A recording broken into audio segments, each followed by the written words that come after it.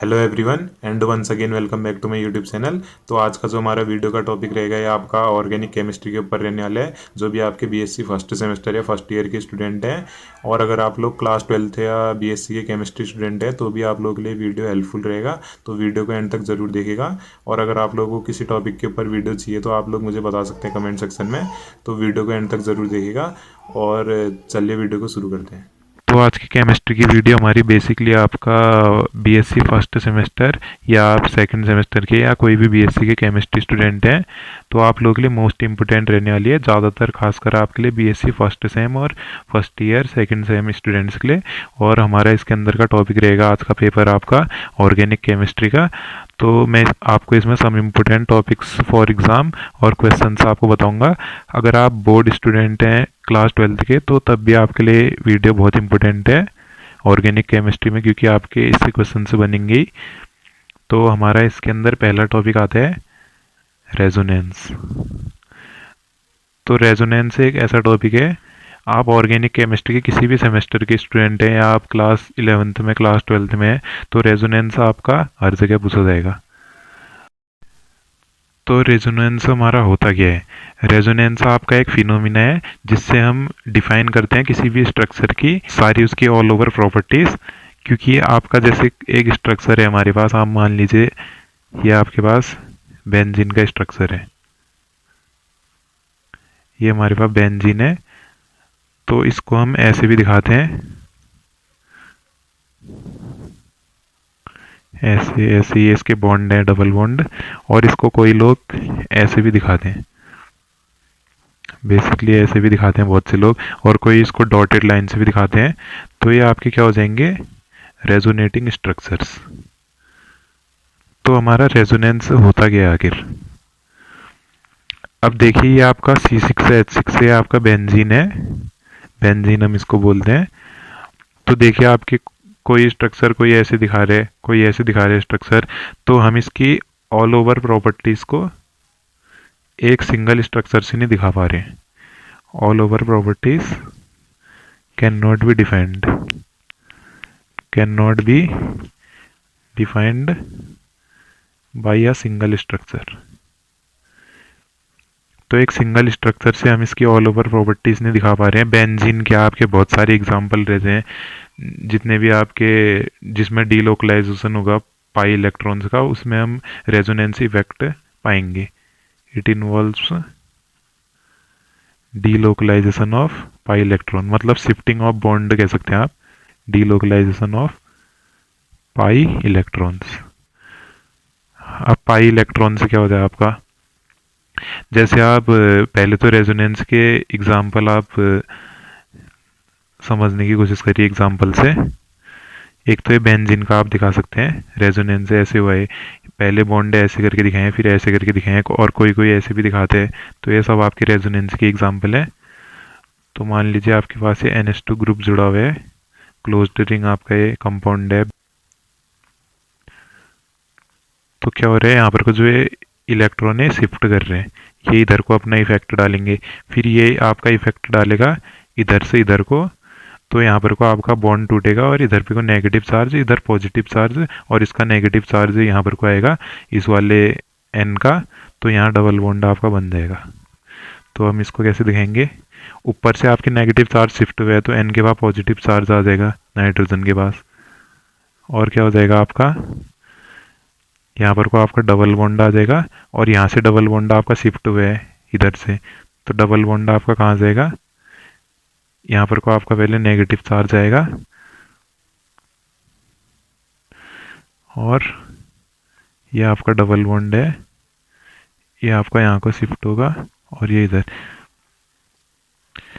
तो आप समझने की कोशिश करिएगा क्या हो रहा है। यहाँ पर को आपका ये नेगेटिव चार्ज है, ऊपर का जो नाइट्रोजन से है इधर है नेगेटिव चार्ज, फिर वो शिफ्ट हो रहा है इधर पर को, फिर यहाँ का जो नेगेटिव चार्ज है जो ये बॉन्ड है ये टूट रहा है, तो इधर नेगेटिव चार्ज आ रहे हैं, यहाँ बॉन्ड टूट रहा है, इधर इधर से इलेक्ट्रॉन शिफ्ट हो रहे हैं इधर आ रहे हैं, तो यहाँ नेगेटिव चार्ज इधर पॉजिटिव, और इधर ऊपर का नेगेटिव और पॉजिटिव डबल बॉन्ड बना दे रहे हैं, और यहाँ का नेगेटिव चार्ज आपका आगे को शिफ्ट हो रहा है।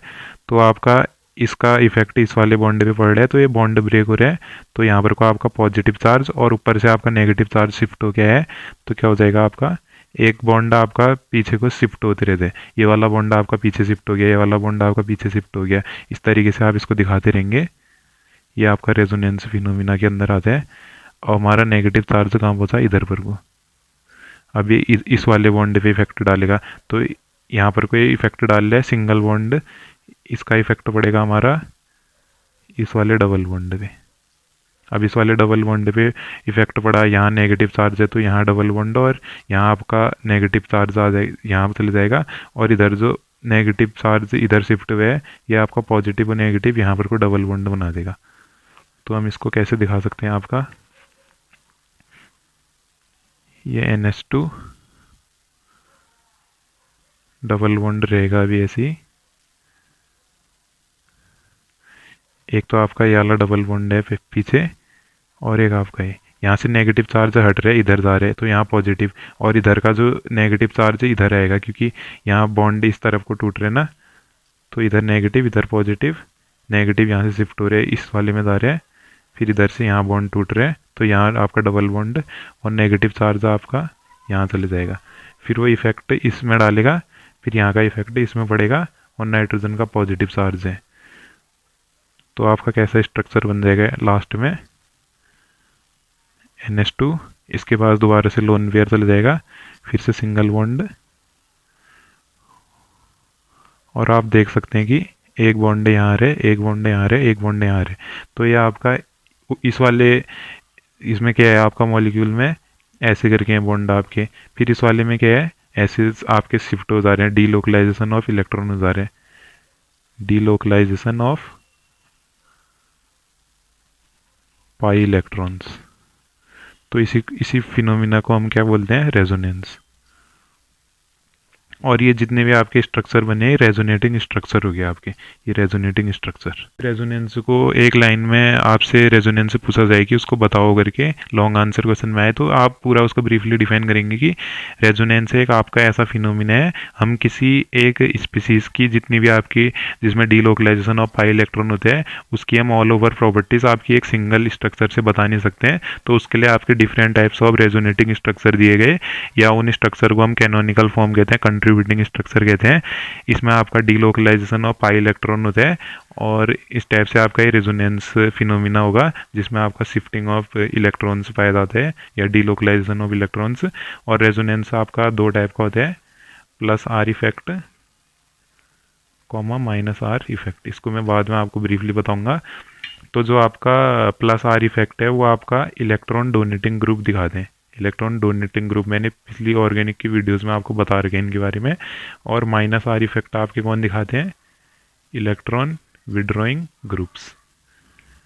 जैसे आपके एग्जांपल आप ले सकते हैं, ये आपके ग्रुप प्रेजेंट रहेंगे, हेलोजन्स OH OR OCOR और NH2, और आपके और एग्जांपल रहते हैं। मैं आपको बाद में और ब्रीफली बताऊंगा प्लस आर और माइनस आर इफेक्ट क्या होता है। मैंने वैसे पहले भी आपको बता रखे, CHO और CN इस टाइप के आपके एक्सेट्रा और भी ग्रुप प्रेजेंट रहेंगे। तो कुछ आपको अब मैं रूल्स ऑफ रेजोनेंस बता देता हूँ। रेजोनेंस के बाद इसमें आपको मैं बेसिकली आपको जनरल आइडिया बता रहा हूँ। तो जो आपके रेजोनेंस को शो करते हैं जितने भी स्ट्रक्चर, उनको हम रेजोनेटिंग स्ट्रक्चर, कैनोनिकल फॉर्म या कंट्रीब्यूटिंग स्ट्रक्चर कहते हैं। तो इनका कुछ ना कुछ कंट्रीब्यूशन आपका रहते हैं, सर्टेन कंट्रीब्यूशन आपका रहते हैं स्पीसीज को प्रॉपर्टीज़ को डिफाइन करने के लिए। सर्टेन कंट्रीब्यूशन आपका रहेगा, और किसी भी स्पीसीज का ना आपका ना तो 0% कंट्रीब्यूशन रहेगा और ना इधर 100%, ना ही 100% आपका कंट्रीब्यूशन रहेगा। ये आपका रूल ऑफ रेजोनेंस आपका एक पहला हो गया। और अगर हम दूसरा बताएं तो जो आपके रेजोनेटिंग स्ट्रक्चर हैं, जैसे ये आपके रेजोनेटिंग स्ट्रक्चर हैं बेंजीन के, तो इनके बीच में आपका double headed arrow notation use किया जाता है रेजोनेटिंग स्ट्रक्चर के बीच में। इस टाइप का स्ट्रक्चर जितने भी आप रेजोनेटिंग स्ट्रक्चर बनेंगे, इस टाइप से आपका इसका रहेगा। ये मैंने पीछे भी आपको दिखा रखा है, इसमें भी मैंने आपको दिखाने की कोशिश करी है डबल हेडेड एरो नोटेशन। आपको बस मैं जनरल आइडिया बता रहा हूँ, आपको इसको ब्रीफली डिफाइन करना ही है एग्जाम में, इतने पॉइंट भी लिख देंगे बहुत है। थर्ड आपका क्या हो जाएगा, जो आपका कोवलेंट रेजोनेटिंग स्ट्रक्चर होते हैं ना, कोवलेंट रेजोनेटिंग स्ट्रक्चर मतलब इसमें कोवलेंट बॉन्ड प्रेजेंट रहेगा, इसका कंट्रीब्यूशन आपका ज़्यादा रहेगा कोवलेंट रेजोनेटिंग स्ट्रक्चर का इन कंपेयर टू आपका आयनिक रेजोनेटिंग स्ट्रक्चर। आयनिक क्या हो जाएंगे, उसमें आयनिक आपका बॉन्ड प्रेजेंट रहेगा। आयनिक रेजोनेटिंग स्ट्रक्चर से ज़्यादा आपका कोवलेंट रेजोनेटिंग स्ट्रक्चर का मोर आपका कंट्रीब्यूशन रहेगा, कोवलेंट का मोर कंट्रीब्यूशन स्पीसीज की प्रॉपर्टीज़ को डिफाइन करने में। और चौथा आपका क्या पॉइंट हो जाएगा, रेजोनेटिंग स्ट्रक्चर में ना, जब हम रेजोनेटिंग स्ट्रक्चर बताते हैं तो सिमिलर चार्ज जो है आपका, सिमिलर चार्ज जैसे आपका नेगेटिव चार्ज है लोन पेयर वाला, loan pair of pi electron जो भी है आपके, और जो आपका पॉजिटिव चार्ज है वो एडजेसेंट पोजीशन पे प्रेजेंट नहीं होना चाहिए, एडजेसेंट पोजीशन पे नहीं प्रेजेंट होना चाहिए। मतलब उनके बीच में सर्टेन आपका एक आपका गैप आप कह सकते हैं ऐसे रहेगा, एडजेसेंट पोजीशन पे नहीं रहेगा।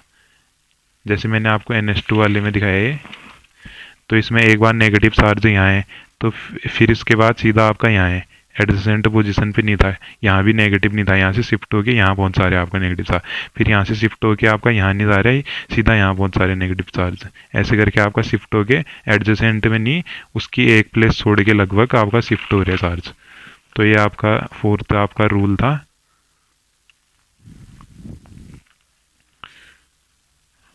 और अब फिफ्थ आपका एक और रूल है इसका रेजोनेंस का। जब हम रेजोनेटिंग स्ट्रक्चर जो आपको बताया मैंने, रेजोनेटिंग स्ट्रक्चर में जो आपका बॉन्ड की ब्रेकिंग होगी, बॉन्ड ब्रेकिंग होगी आपकी, वो होगी आपकी मोर इलेक्ट्रोनेगेटिव एटम की ओर, more electronegative atom, bond breaking towards more electronegative atom. तो जो आपका मोर इलेक्ट्रोनेगेटिव एटम होगा उसकी तरफ आपका बॉन्ड की ब्रेकिंग होगी। जैसे आपका मैंने बताया ना NH2, यहाँ पर को आपकी बॉन्ड की ब्रेकिंग कहाँ की तरफ हो रही है, ये इधर की तरफ हो रही है। यहाँ पर को आपका कार्बन प्रेजेंट होगा और फिर ऐसे आपका डबल बॉन्ड है, इधर से आपका यहाँ को शिफ्ट हो जा रहा है। ये आपका जब मैंने आपको स्ट्रक्चर बताया था पिछले एग्जाम्पल में, तो आपका बॉन्ड ब्रेकिंग मोर इलेक्ट्रोनेगेटिव, जो शेयर्ड पेयर अपनी तरफ ज़्यादा अट्रैक्ट कर रहा है उसकी तरफ आपकी बॉन्ड ब्रेकिंग हो रही है। ये बॉन्ड ब्रेकिंग इधर की तरफ हो रही है, आपकी नेगेटिव चार्ज यहाँ को शिफ्ट होगा फिर आपका इस तरीके से। अब आपका आ जाता है रूल्स ऑफ रेजोनेंस के बाद, और भी आप इसको ब्रीफली बताएंगे, फिर आपका आ जाता है टाइप्स ऑफ रेजोनेंस। रेजोनेंस के साथ आपसे टाइप्स ऑफ रेजोनेंस भी पूछ सकते हैं आपसे कभी। तो एक होता है आपके पास आइसोवेलेंट रेजोनेंस, पहला आपका आइसोवेलेंट रेजोनेंस, आपका दूसरा हो जाएगा हेट्रोवेलेंट रेजोनेंस। तो आपका क्या होता है आइसोवेलेंट रेजोनेंस में, आइसोवेलेंट रेजोनेंस में क्या होगा आपका, सेम नंबर ऑफ आपके कोवलेंट बॉन्ड प्रेजेंट होंगे, same number of covalent bonds. Resonating structure में आपके same number of covalent bond होंगे, और हेट्रोवेलेंट में आपके different number of covalent bonds present रहेंगे, different number of covalent bonds.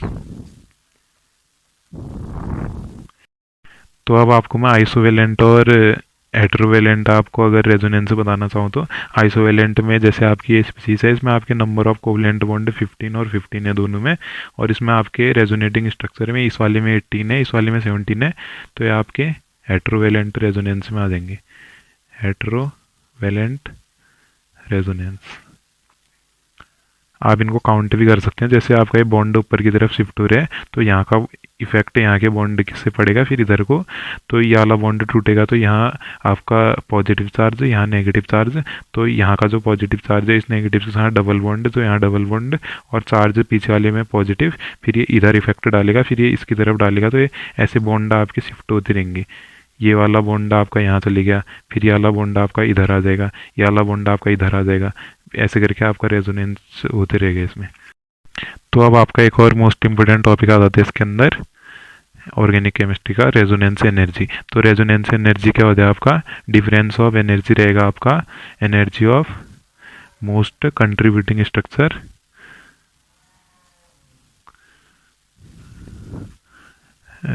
Structure कैसा होगा आपका, रेजोनेटिंग और रेजोनेंस हाइब्रिड स्ट्रक्चर।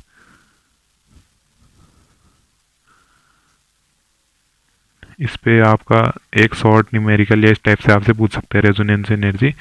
तो फॉर्मूले से अगर हम इसको बताना चाहें तो resonance energy equal to energy of,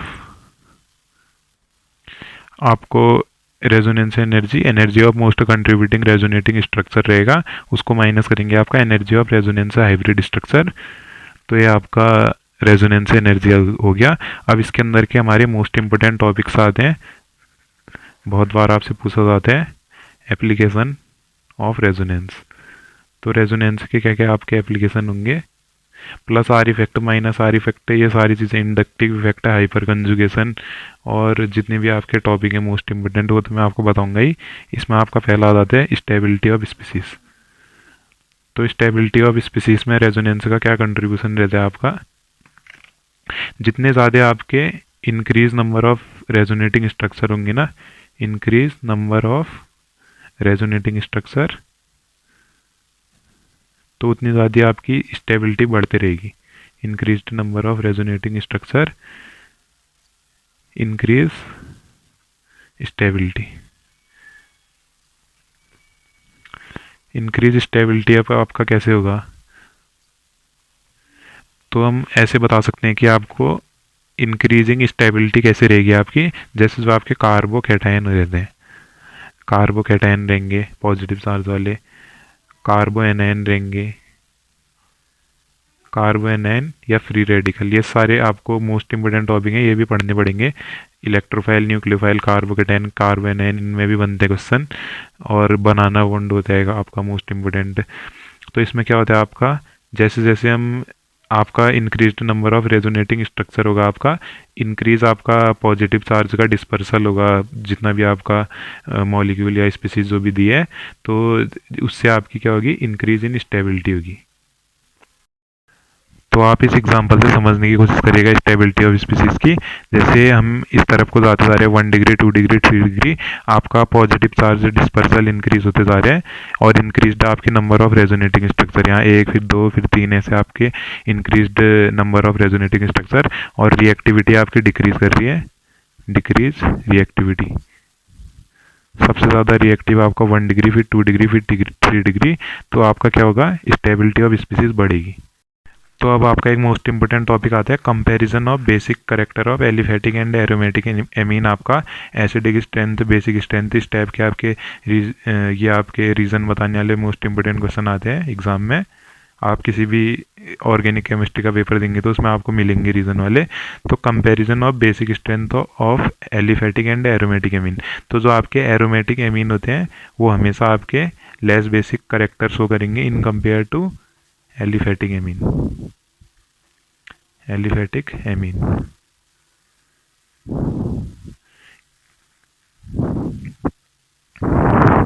क्योंकि जो आपका एरोमेटिक एमीन है वो रेजोनेंस दिखाएगा। जैसे आपका एरोमेटिक एमीन है, आप इसको एग्जाम्पल को दिखाएंगे वहाँ NH2, ये आपका यहाँ की तरफ असर डालेगा बॉन्ड का, फिर इसका असर इस बॉन्ड पे पड़ेगा तो ये इधर की तरफ आपका इलेक्ट्रॉन की शिफ्टिंग करेगा, यहाँ नेगेटिव चार्ज आपका शिफ्ट होगा, तो आपका नेगेटिव चार्ज ऊपर से यहाँ वाले NH2 से N पे पॉजिटिव चार्ज आ जाएगा NH2 पे, और यहाँ डबल बॉन्ड आ जाएगा। ये जो नेगेटिव चार्ज था इस वाले यहाँ पॉजिटिव है तो यहाँ नेगेटिव आ रहे हैं, इस पॉजिटिव नेगेटिव डबल बॉन्ड और नेगेटिव चार्ज आपका फिर यहाँ आ जाएगा। फिर आपका क्या हो रहा है, ये वाला बॉन्ड हट जाएगा, यहाँ नेगेटिव चार्ज, फिर ऐसे डबल बॉन्ड, फिर ऐसे आपका शिफ्ट होते रहेगा। तो NH2 के बाद अभी भी पॉजिटिव रहेगा, डबल बॉन्ड, और ये आपका बॉन्ड इधर पीछे की तरफ शिफ्ट हो जाएगा और नेगेटिव चार्ज यहाँ पर को आ जाएगा, NH2 डबल बॉन्ड, ये नेगेटिव चार्ज यहाँ ये नेगेटिव चार्ज यहाँ से इधर शिफ्ट हो जाएगा और लास्ट में आपका रेजोनेटिंग स्ट्रक्चर आपको इस तरीके का और दिखेगा। बॉन्ड शिफ्ट हो जाएंगे इसके। तो आपका एनिलीन भी बोलते हैं हम इसको, एनिलीन। ये आपका लेस बेसिक रहेगा।